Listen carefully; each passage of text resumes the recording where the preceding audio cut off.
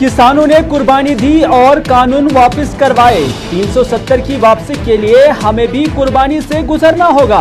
हम हक की लड़ाई के लिए कोई भी कुर्बानी देंगे। सिविलियन हलाकतों पर मुत्तहिद होकर आवाज उठाई तो शहरियों की मैयतें वापस मिल गई। शेख मोहम्मद अब्दुल्ला की 116वीं बरसी पर डॉक्टर फारूक अब्दुल्ला का बयान।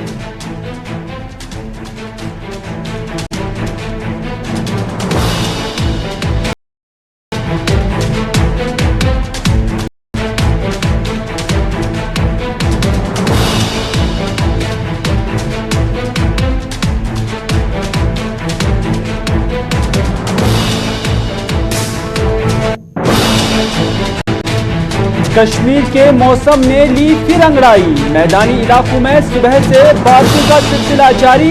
गुलमर्ग, जोजिला समेत कई पहाड़ी इलाकों में हुई बर्फबारी। महकमा मौसमियात ने शाम गए तक मौसम में तब्दीली को बताया खारिज इम्कान। कल से की मौसम में बेहतरी की पेशन गोई।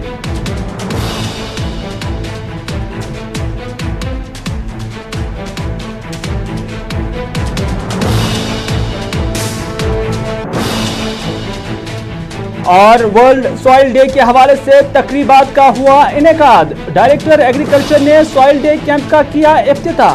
कहा, जमीन की सेहत का असर इंसानी जानों पर हो रहा है मुरतब। जमीन की हैयत को महफूज रखने की बताई जरूरत।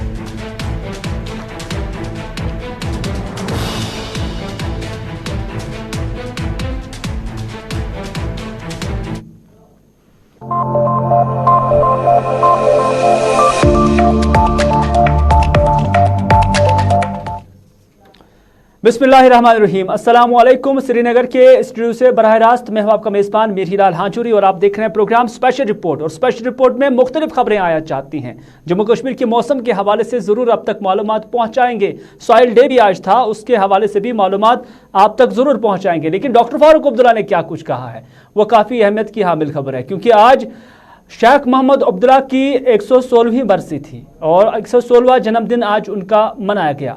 और इस हवाले से उनके मकबरा वाक़ा नसीम बाग श्रीनगर में एक तकरीब मुनक्कद हुई और इस तकरीब में नेशनल कॉन्फ्रेंस से वाबस्ता जो वर्करान थे या कारकुनान थे, उनकी एक बड़ी तादाद यहाँ पर मौजूद थी। और नेशनल कॉन्फ्रेंस की जो फर्स्ट लाइन लीडरशिप है, जिसमें फारूक अब्दुल्ला, उमर अब्दुल्ला, अली मोहम्मद सागर और ज़िला श्रीनगर से ताल्लुक़ रखने वाले बड़े लीडरान हैं, वो भी यहाँ पर आज मकबरे पर हाजिर दिखे और उसके बाद यहाँ पर उन्होंने फातिहा ख्वानी की। लेकिन जब डॉक्टर फारूक अब्दुल्ला ने यहाँ लोगों से खिताब किया तो शेख मोहम्मद अब्दुल्ला के मिशन की आबियारी या उनके मिशन को आगे ले जाने की उनसे तलकीन की। डॉक्टर फारूक अब्दुल्ला ने लोगों से यह भी कहा कि डरना सिर्फ अल्लाह से है और अगर आपने अल्लाह की रस्सी को थामे रखा तो फिर उसके बाद आपको कोई हरा नहीं सकता है।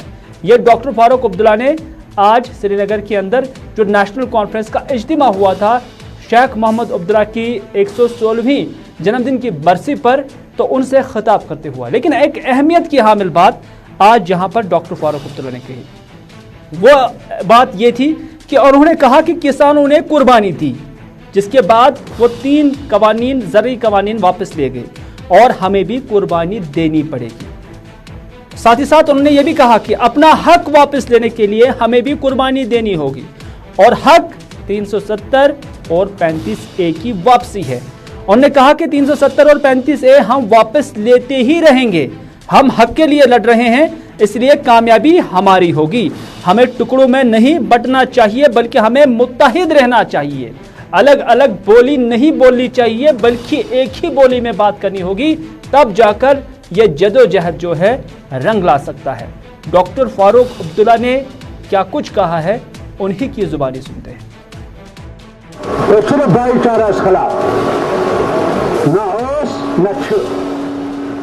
खून रजिश मंज सपदान की नेशनल कॉन्फ्रेंस से जमात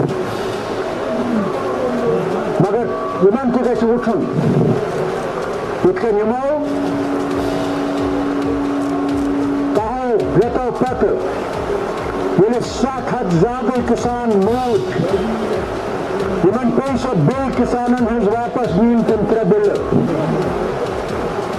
देशों किसानों कुर्बानी दे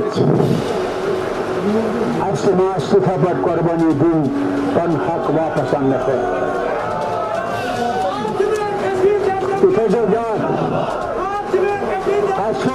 वादे कोर्मुत कि 370 तो 5 अनावस वापस ये रियासत अनावस वापस या क्या कुर्बानी दिन था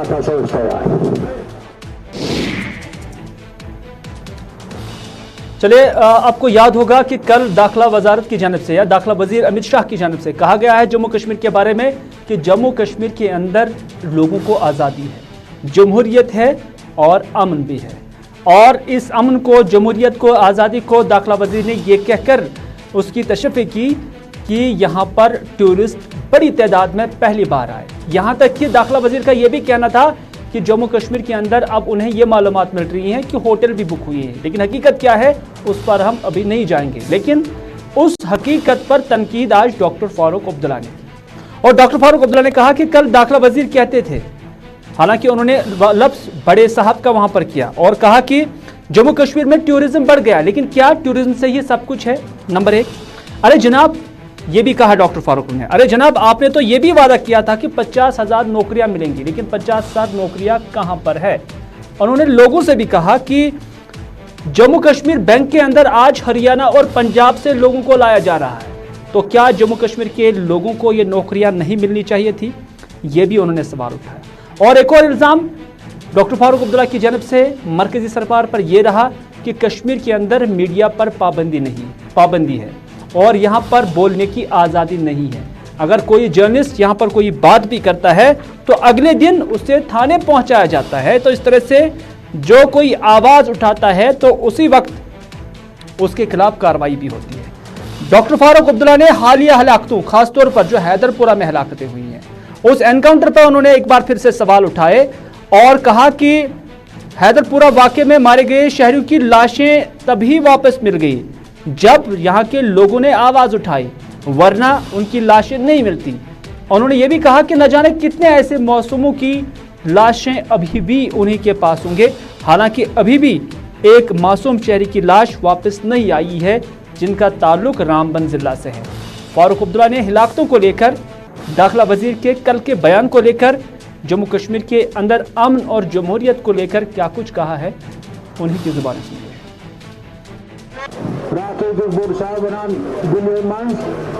टूरिज्म बदो जन टूरिज्म की सोरी पे हो बात करिए 50,000 नौकरी लगन कम कब गई है तो हो कदम सोए इंसान बैंक में नौकरी नहीं कर लोग जम्मू कश्मीर आसमान तो पंजाब तो हरियाणा पैठन तो बच्चे कौन गसन अगर देखिए इस आवाज तुलान थी तब कोशिश दबाव तुम तो साने अखबारन मीडियास कितन तुमन पर दबाव अगर तुम का चीज जोर लखन तो देखिए थाने से बुलावन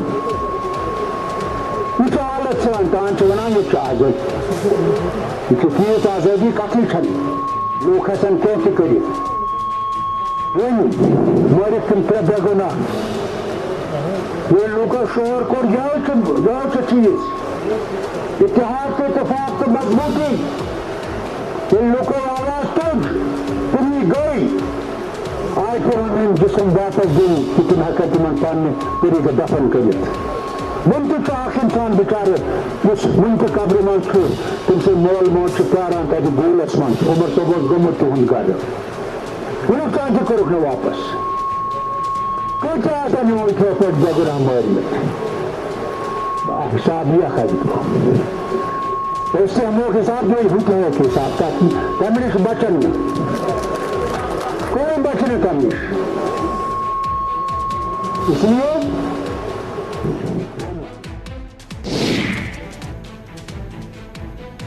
डॉक्टर फारूक अब्दुल्ला कहते हैं कि हिसाब लेंगे, ऊपर वाला भी हिसाब लेगा और हम भी हिसाब लेंगे, लेकिन ये वक्त कब आएगा ये देखना बहुत ज़रूरी है। यूँ तो कश्मीर के अंदर काफ़ी वक्त से अब सियासी दर्जे हरारत धीरे धीरे बढ़ रहा है, लेकिन असल मौसम की का जो दर्जे हरारत है वो धीरे धीरे गिर रहा है और नतीजा यही है कि आज अलग सुबह से ही वादी कश्मीर के तरफैन में न सिर्फ बारिशें हुई हैं बल्कि जो बालाई इलाके हैं वहाँ पर आज बर्फबारी भी हुई है।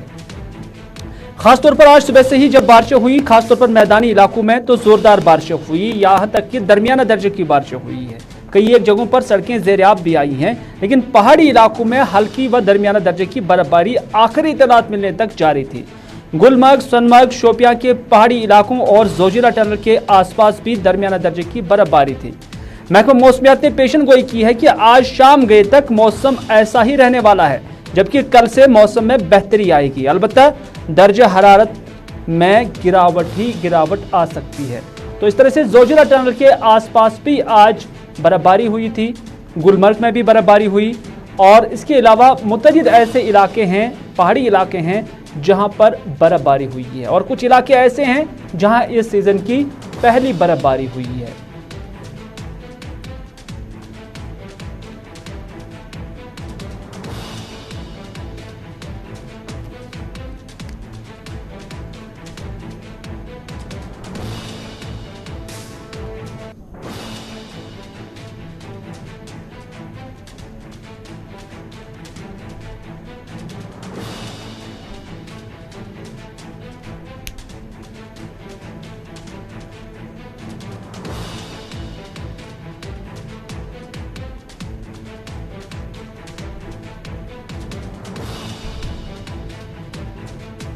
कश्मीर में लगातार पिछले कुछ दिनों से बारिश और बर्फबारी के इम्कान जताए जा रहे थे। बताया जा रहा था कि 5 दिसंबर के बाद से कश्मीर के मैदानी इलाकों में बारिशें और पहाड़ी इलाकों में दरमियानी दर्जे की बर्फबारी देखने को मिलेगी। आज सुबह से ही अगर कश्मीर वादी की बात करें तो अलग अलग जगहों पर मैदानी इलाकों में, जिसमें श्रीनगर भी आता है, लगातार बारिशें हो रही हैं, और पहाड़ी इलाके जिनमें केरन, मच्छल, गुरेज, गुलमर्ग की अगर आप बात करें तो लगातार सुबह से ही दरमियानी दर्जे की बर्फबारी देखने को मिल रही है। महकमा मौसमियात की अगर बात करें,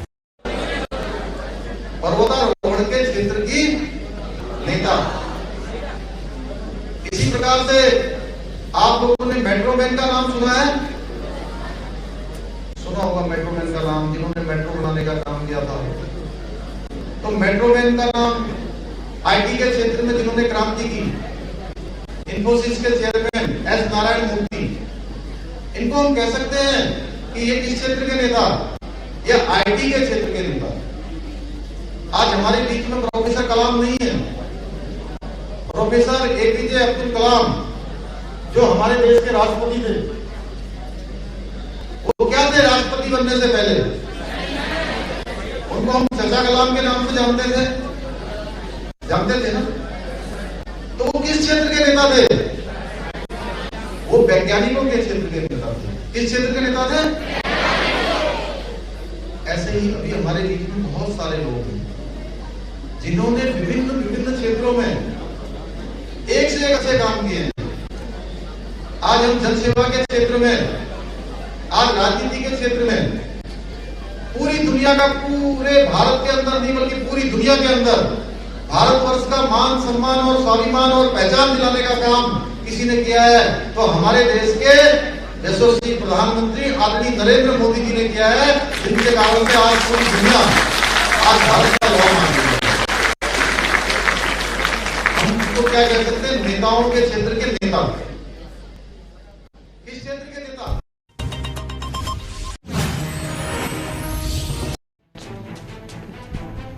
चलिए नाज़रीन, आप देख रहे थे पुष्कर सिंह धामी को, जो कि उत्तराखंड के चीफ मिनिस्टर थे, वो बात कर रहे थे। लेकिन अब वादे के मौसम का एक बार फिर से जिक्र करते हैं, क्योंकि मौसम में नमी है, बर्फबारी भी हुई है, बारिशें भी हुई हैं। लेकिन जो बर्फबारी हुई है तो इसको लेकर जो सयाहती मकाम गुलमर्ग है, वहाँ पर सयाह काफ़ी खुश नज़र आ रहे हैं, और सयाह का मानना है कि वो यहाँ इसी बर्फबारी को देखने के लिए आए थे। हालांकि बर्फबारी अभी हल्की हुई है, ज़्यादा नवीयत की बर्फबारी जिस तरह से दिसंबर के आखिर में या उसके साथ साथ जनवरी में देखने को मिलती है, उस नवीयत की बर्फबारी अभी नहीं देखने को मिली। लेकिन सयाह काफ़ी खुश नज़र आ रहे हैं। वीर सिंह। कहाँ से आए राजवीर जी? हम मेरठ से आए सब लोग। हाँ। तो ये जो बर्फबारी हुई है, लाइव स्नोफॉल हो रहा है, कैसा लग रहा है आपको? ये अच्छा लग रहा है, हमें तो इसी के लिए आए थे। अच्छा, तो समझो कि आप खुशनसीब हैं। हाँ बिल्कुल, अभी मैं कह भी रहा था आपस में कि हम बहुत खुशनसीब हैं, हमें आते ही मौसम बहुत अच्छा मिला। यहाँ गुलमर्ग के लिए चले और ये बर्फ गिरनी शुरू हो गई। ठीक ठीक ठीक। तो बाकी जो पर्यटक है जो मेरठ से यहाँ आना चाहते हैं विजिट के लिए, उनके लिए क्या मिलेगी? आना चाहिए, जिसे आना तो आए, एंजॉय करें इस मौसम का, जिन जिन का भाग्य अच्छा है। मेरठ से आए हैं यहाँ और आज हमारा खुशनसीबी है कि हम यहाँ गुलमर्ग का प्रोग्राम बनाया और हमें बर्फ देखने को मिल रहा है। हम 32 लोग यहाँ पर आए हैं और यहाँ की जो पब्लिक है, जो जनता है, वो बहुत ही कोऑपरेटिव है, बहुत अच्छी है, बहुत अच्छा बिहेवियर है उनका। हर चीज़ को तसल्ली से बताते हैं, दिखाते हैं और ये तो जन्नत है, वाकई में जन्नत है जिसे कहते हैं ना। अभी तक तो केवल सुना था। तो नाज़रीन, बात करते हैं वर्ल्ड सॉइल डे के हवाले से, और इस हवाले से शोपिया में वर्ल्ड सॉइल डे कैंप का इफ्तिताह आज हुआ है और डायरेक्टर एग्रीकल्चर चौधरी मोहम्मद इकबाल ने इसका इफ्तिताह किया है। सॉइल की अहमियत पर उन्होंने रोशनी डाली और उन्होंने कहा कि सॉइल की सेहत का बराह रास्त असर इंसानी जानों पर होता है, इसलिए ऐसे इकदाम उठाने की ज़रूरत है कि जिससे इस अहम वसीले को महफूज रखा जा सके। नंबर कहा इसको डिस्ट्रिक्ट शोपियां में किसानों के साथ मनाऊंगा। मुझे खुशी हुई कि जहां सॉइल हेल्थ कार्ड के बारे में जानकारी देते हैं के साथ साथ मैंने यहां पे कुछ हमारे जो फार्मर थे जिनको डिपार्टमेंट ऑफ एग्रीकल्चर ने चुना था, जिनको कुछ हमने फार्म मैकेनाइजेशन के बीच में ट्रैक्टर इशू किए ताकि लोग किसानी के साथ जुड़े रहें। और इससे ज़रूरी बात कि डिस्ट्रिक्ट शोपियां जो है ये अपने आप में एक पहचान है कि जिसकी पहचान पूरी दुनिया में सेब के लिहाज से है। यहाँ के जितने भी इंसेक्टिसाइड पेस्टिसाइड डीलर्स हैं, मैंने इनसे एक मीटिंग की कि आने वाले वक्त में हम किस लिहाज से सब लोग मिलजुल के ये कोशिश करें कि कश्मीर के अंदर किसी भी किस्म का स्पोरियस इंसेक्टिसाइड पेस्टिसाइड ना आए, ताकि जो हमारा किसान है, जो किसानी के साथ जुड़ा हुआ है, चाहे वो एग्रीकल्चर क्रॉप के साथ, चाहे हार्टिकल्चर क्रॉप के साथ। नाज़रीन, ओयो बेबी का नाम तो आपने सुना ही होगा। ये दरअसल बेबी केयर प्रोडक्ट्स के साथ डील कर रहे हैं और आज तक ऑनलाइन सर्विस ही दे रहे थे, लेकिन अब श्रीनगर के गोजवारा श्रीनगर इलाके में कैश क्यूब एजेंसीज के यहाँ एक ऑनलाइन आउटलेट भी खुल चुका है।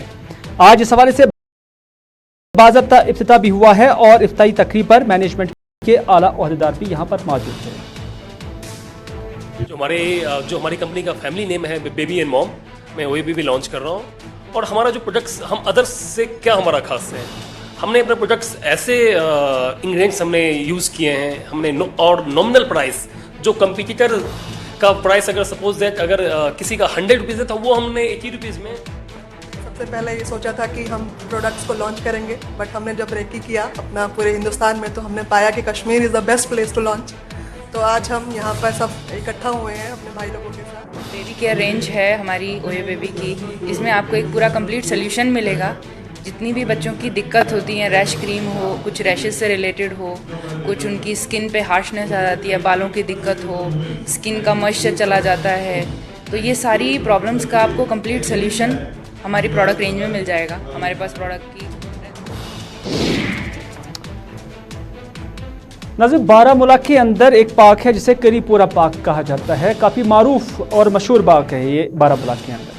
आज यहाँ पर कुछ तामीरात चल रहे थे, इन्हें सीमेंट का काम यहाँ पर जारी था, लेकिन ये काम बरसती बारिश के दौरान जारी था और इस दौरान लोगों ने यहाँ पर इस काम को रोकने की कोशिश की, क्योंकि उनका कहना है कि जो भी कोई स्टिंग या सीटिंग के हवाले से जो तामीरात यहाँ पर खड़े किए जा रहे हैं और उस पर बाज़ाब्ता तौर पर सीमेंट का कंस्ट्रक्शन है, लेकिन बरसती बारिश के दौरान ये जो सीमेंट है ये वॉश आउट हो जाता है और यहाँ पर सिर्फ रेती रहती है, बजरी रहती है। जो सीमेंट है वो बह जाता है पानी के अंदर, तो इसकी वजह से इसकी क्वालिटी पर फिर असर पड़ता है, इसकी मजबूती पर फिर असर पड़ता है। तो इस वजह से लोगों ने फिर सवाल उठाए और उन्होंने कहा कि 30 लाख रुपए की लागत से ये सीटिंग का काम यहाँ पर जारी है और उन्होंने इस हवाले से हुक्काम से मुदाखलत की अपील भी की है। बहुत बदकिस्मती का आलिम की बात है कि मैं यहाँ से गुजर रहा था अपने घर के काम से, लेकिन जब मैं यहाँ से गुजरा तो मैंने यहाँ पे एक अजीब ही तमाशा देखा कि इतनी बारिश के बावजूद यहाँ पे कंक्रीटिंग का काम हो रहा है, जहाँ पे सीमेंट का इस्तेमाल किया जा रहा है, जहाँ पे ऐसा काम किया जा रहा है जो मुझे नहीं लगता है कि आज के नेचर के हिसाब से होना चाहिए। और मैं सबसे बड़ी बात ये कहूँगा कि ये जो कॉन्ट्रैक्टर है ये खुदगर्जी का इस्तेमाल कर रहा है। ये जो पैसा इतनी मेहनत से म्युनिसिपल काउंसिल बारामूला की जानिब से आया है उसका गलत इस्तेमाल कर रहा है, बावजूद उसके कि डिपार्टमेंट उसको बोल रहा है कि काम नहीं करना जब भी ये मौसम खराब है। ये डिपार्टमेंट की भी नहीं सुन रहे। एक्जन साहब से मैंने बात की, जेई साहब हमारे यहाँ पे है, लेकिन ये बोल रहा है कि नहीं जी हमें मजबूरी है, कल पैसा लैप्स हुआ। लेकिन it's not a proper way कि इस मौसम में अगर प्रेडिक्शंस ऑलरेडी हैवी स्नोफॉल की है, हैवी रेन्स की है या बारिश। चलिए नाज़रीन, आखिर पर बात करते हैं फलाहुद्दारीन की, जो कि इदारा फलाहुद्दारीन बारामूला का एक इदारा है और इनका दावा है कि 2019 तक यहाँ पर ये 415 कुंभों की कफालत करते थे, उन्हें माहाना मदद करते थे। और इन मुस्तकीन में चाहे हिंदू थे, मुस्लिम थे, सिख थे, ईसाई थे, हर किस्म के लोग थे, हर धर्म के लोग थे, जो कि एक बड़ी और अच्छी बात है।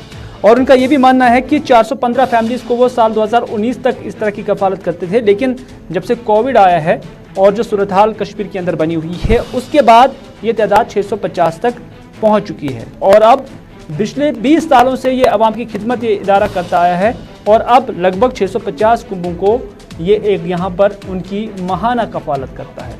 तो इस तरह से आज उन्होंने प्रेस के साथ एक इंटरेक्शन का प्रोग्राम भी रखा हुआ था।